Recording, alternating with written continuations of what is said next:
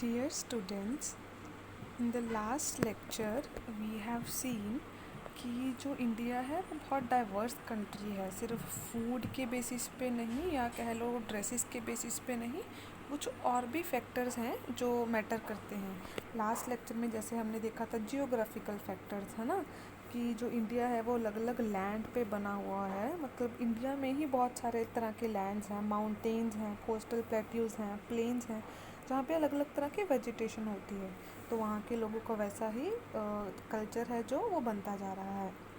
Same जैसे हमने geographical factors पढ़े थे, अलग अलग जगहों के बारे में पढ़ा था, प्लेन्स माउंटेन्स, वैसे ही कुछ हिस्टोरिकल फैक्टर्स भी हैं, है ना, जो इंडिया को डाइवर्स बनाते हैं, अलग डिफरेंट डिफरेंट बनाते हैं। यहाँ पे astro deck asked, is geographical factor the only reason for diversity in India? सिर्फ जियोग्राफिकल फैक्टर की वजह से ही डाइवर्सिटी है इंडिया में? तो रोबोनम बोलता है कि नहीं, history of India is one of the reason for its diversity, कि हिस्ट्री भी एक बहुत बड़ा रीज़न है डाइवर्सिटी के पीछे। तो एस्ट्रोडेक पूछता है हिस्ट्री, तो यहाँ पे रोबोनम बोलता है कि जो लोग हैं वो अलग अलग कंट्री से इंडिया में आए हुए हैं पुराने टाइम पे। बहुत पुराने टाइम पे क्या था, इधर उधर से लोग आ जाते थे। सम केम एज कॉन्करर्स, कुछ आते थे, कॉन्करर्स होते हैं जो किसी को लड़ाई में हरा के जीतते हैं, विनर्स को बोला जाता है, ठीक है। कोई बाहर से आया या कोई मुस्लिम आया, उसने किसी दूसरे राजा को हराया तो वो वहीं पे सेटल हो गया, है ना, क्योंकि वो जीत चुका है। सम एज ट्रेडर्स, कुछ आए ट्रेडर्स की फॉर्म में, बिजनेस करने के लिए आए, कुछ लेने देने के लिए। सम जस्ट एज ट्रेवलर्स, कुछ क्यों आए थे, जस्ट घूमने फिरने आए थे, अच्छा लग गया तो यहीं पे सेटल हो गए। एंड मैनी माइग्रेटेड, माइग्रेटेड होता है एक जगह से दूसरी जगह आ जाना। Many migrated from other regions, कुछ लोग बाकी रीजन से आए थे to avoid ill treatment, famines and droughts. जैसे अगर कोई प्लेस पे कहीं किसी देश में बहुत ज़्यादा सूखा पड़ा है तो वो वहाँ पे नहीं रहना चाहता, या वहाँ पे इल ट्रीटमेंट है ना, तो उस चीज़ से बचने के लिए कह लो, या उस चीज़ को अवॉइड करने के लिए वो भी इंडिया में आके सेटल हो गए। अभी हमने क्या देखा कि कितने तरह के लोग आए, हैं ना, कुछ ट्रैवलर की फॉर्म में आए, अलग अलग जगह से आए अलग अलग तरह के लोग। All these people settled down in India, ये सारे इंडिया में आके क्या हो गए, सेटल हो गए। The movement of people from one place to another has resulted in intermixing of different cultures and traditions. जो ये मूवमेंट थी एक जगह से दूसरी जगह होने की, इसने क्या किया, इंटरमिक्स कर दिया, प्रॉपर मिक्सिंग कर दी अलग अलग कल्चर के, अलग अलग ट्रेडिशन से। अब जितने भी लोग इधर उधर से आ रहे थे उनका अपना कल्चर था, अपना ट्रेडिशन था, वो यहाँ पे आके बस गए इंडिया में एक ही प्लेस पे, तो सारा कुछ मिक्स हो गया ना खुद में। ऐसे ही इंडिया क्या डाइवर्स बनता गया। वो अपने साथ जो भी लेके आए थे, अपना अपना अलग अलग कल्चर लेके आए थे, उस चीज़ ने एक ही जगह पे बस के डाइवर्सिटी ला दी इंडिया में। People from different regions of the world such as Indo-Aryans, Turks, Mughals and the British came to India and settled down। अलग अलग रीजन से आए, जैसे कौन आए, इंडो आर्यंस आए, तुर्क्स आए, मुगल्स आए, ब्रिटिश भी आए, इंडिया में आए और वो सेटल हो गए। Bringing in their own culture and tradition, अपना अपना कल्चर लेके आए थे, ट्रेडिशन लेके आए थे। उनका अपना जो ट्रेडिशन कल्चर था वो थोड़ा जो पहले से ही इंडिया में ट्रेडिशन था उसके साथ मिक्स हो गया, और वो ऐसे नया नया अलग अलग बन के निकलता गया। Made it diverse and composite, diverse different भी बना दिया और कॉम्पोजिट अपना और इंडिया का जो पहले से था उसको मिक्स कर लिया। Indo Islamic architecture is an example of the intermixing, जो इंडो इस्लामिक आर्किटेक्चर है वो इंटरमिक्सिंग की एग्जाम्पल है। जैसे इंडो से इंडियन है, इस्लामिक से इस्लाम का कल्चर है, इन दोनों को ये मिल के बना हुआ है, ठीक है।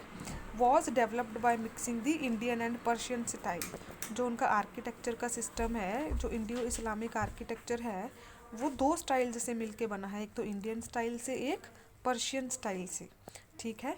Mixing of people and culture has led to many social habits, festivals and customs. जो ये मिक्सिंग हुई है लोगों की, कल्चर की, ये इन चीज़ों ने काफ़ी मतलब नई नई हैबिट्स, फेस्टिवल्स वो किए हैं, कस्टम्स को उभारा है। Thus we have different traditions, customs and languages, इसलिए हमारे डिफरेंट डिफरेंट ट्रेडिशंस हैं, हर के कस्टम्स अलग हैं, तरीके अलग हैं किसी भी चीज़ को सेलिब्रेट करने के, एंड लैंग्वेजेस, लैंग्वेजेस भी अलग अलग हैं इंडिया के हर पार्ट में। Here practice zone 3, we will discuss that in other video. Now we are having we are different yet united as one nation. हम सभी डिफरेंट हैं फिर भी यूनाइटेड हैं, इकट्ठे हैं एक नेशन की तरह, one nation, as one nation. Nation जैसे स्टूडेंट्स, मैं आपको एग्जांपल दूं, हम पंजाब से बिलोंग करते हैं, ठीक है। पंजाब में भी बहुत सारे मुस्लिम भी रहते हैं, सिख भी रहते हैं, हिंदू भी रहते हैं, हर तरह के बहुत सारी कास्ट हैं, बहुत सारे अलग अलग कल्चर ट्रेडिशंस हैं लोगों के, है ना। और यही अगर मैं पूरे इंडिया की बात करूं, पंजाब, बिहार, यूपी, मणिपुर, केरला, पूरे इंडिया को मिला के देखोगे तो बहुत डिफरेंसेस हैं हमारे आपस में ही लोगों में। इतने डिफरेंसेस होते हुए भी हम सभी के अंदर एक भावना है। वो भावना कौन सी है? दैट वी आर इंडियंस, हम इंडियंस हैं। यहाँ पे क्लोनटेक पूछता है, ये सारे लोग बहुत डिफरेंट हैं, फूड की फॉर्म में भी, क्लोथिंग भी डिफरेंट, कल्चर भी डिफरेंट, रिलीजन, लैंग्वेज, सब कुछ डिफरेंट है, फिर भी ये कैसे हारमोनी में रहते हैं, कैसे पीसफुली रह रहे हैं एक दूसरे के साथ इतना अलग अलग होते हुए? ऐसा क्या चीज़ है जो इनको बांध के रखती है? तो रोबोनम बोलता है, डिस्पाइट द डिफरेंसेस होने के बावजूद भी Indians lived harmoniously for centuries, बहुत सालों से बहुत आराम से रह रहे हैं, बहुत प्यार से रह रहे हैं एक दूसरे के साथ। क्यों? द स्पिरिट ऑफ टॉलरेंस, एक दूसरे के मतलब जो प्रैक्टिसेस हैं उनको, मतलब ऐसा नहीं है कि वो हमको उल्टा सीधा बोलते हैं, वो ऐसे त्यौहार मनाते हैं वैसे, हर किसी का अपना है ना। Rich cultural heritage the status acquired by person through birth, जो चीज़ जब हम पैदा होते हैं हमारे साथ जुड़ जाती है कि हाँ ये चीज़ हम ऐसे सेलिब्रेट करते हैं, हमारे में ये रीति रिवाज है ना। हिस्ट्री, जो बैकग्राउंड रहा है। Shared geographical features bring a sense of belongingness and oneness. अब इंडिया का लैंड तो एक ही है, उसी में अलग अलग तरह का जियोग्राफिकल फीचर्स हैं, कहीं माउंटेन्स हैं, कहीं प्लेन्स हैं, वो चीज़ लोगों के अंदर भावना लेके आती है कि हाँ हम एक ही हैं, ठीक है। They rise above the difference and see themselves as Indian only, मतलब जो हम लोग हैं हम इस चीज़ से ऊपर उठ चुके हैं कि हाँ मैं पंजाबी हूँ, तुम बिहारी हो, ऐसा कुछ नहीं है। हमारे अंदर एक ही भावना है, क्या? कि हम सारे इंडियंस हैं। This sense of national identity is the reason for the unity of India. यही रीज़न है कि हमारे अंदर यूनिटी है, क्योंकि हम सभी एक ही नज़र से खुद को और बाकियों को देखते हैं कि हाँ हम लोग इंडियंस हैं। Next we are having national movement. यहाँ पे बता रखा है कि जैसे आपने सुना होगा कि पहले यहाँ इंडिया पे अंग्रेज़ों का राज था, है ना। तब भी इंडिया में भिन्नता तो थी ही, तब भी डिफरेंसेस थे, हर तरह के लोग थे। इस चीज़ ने, जब अंग्रेज़ों को बाहर हमने फेंका, ओवरथ्रो किया, there were many differences among Indians, पहले भी थे, but all these factors were ignored due to common cause. पर इन सभी चीज़ों को, ये डिफरेंसेस को इग्नोर किया गया एक कॉमन कॉज की वजह से। वो क्या था? That of ओवरथ्रोइंग the British rulers. ओवरथ्रोइंग होता है फोर्सफुली किसी को बाहर कर देना, ठीक है। ओवरथ्रो मतलब डिस्ट्रॉय कर देना, कुछ भी समझ लो, यहाँ पे लिख रखा है to bring about the downfall, उनका खात्मा कर देना। तो सभी के अंदर एक ही भावना थी, वो क्या थी? कि हाँ हमने ब्रिटिशर्स को यहाँ से निकालना है और फ्रीडम लेनी है। The freedom movement against the British rule was one of the main uniting factors for the Indians. वही बात आ गई कि जो लड़ाई थी ब्रिटिशर्स के खिलाफ, वो एक मेन यूनाइटिंग फैक्टर था, वो ही एक फैक्टर था जिससे इंडियंस मतलब इकट्ठा हुए। उन्होंने ये नहीं देखा कि हाँ तुम सिख हो, मैं हिंदू हूँ, ये ईसाई है, उन्होंने ये देखा कि हमें बस फ्रीडम चाहिए और हमने मिलके यूनाइट होके ब्रिटिशर्स को बाहर करना है। Pandit Jawaharlal Nehru who coined the phrase unity in diversity. Pandit Jawaharlal Nehru ने फ्रेज दिया, क्या बोला? Unity in diversity. एकता किस में है? भिन्नता में ही है। यूनिटी डाइवर्सिटी में ही है, डिफरेंसेस में ही यूनिटी है। when he observed his underlying fundamental and profound unity of India. Our freedom movement demonstrated how people from diverse culture and backgrounds came together to fight against the British rule. हमारी freedom movement जो है वो बताती है कि कैसे अलग अलग कल्चर के लोग, अलग अलग बैकग्राउंड से आए हुए लोग ब्रिटिशर्स के खिलाफ लड़ने के लिए इकट्ठे हुए। इवन द सिंबल, सॉन्ग्स गाए गए, नेशनल सॉन्ग गाए गए, एंथम्स गाए गए, नेशनल फ्लैग, एक ही फ्लैग एक्सेप्ट किया गया जो हर इंडियन आज के टाइम पे मतलब उसको, जिसको हम तिरंगा बोलते हैं, रिस्पेक्ट करता है।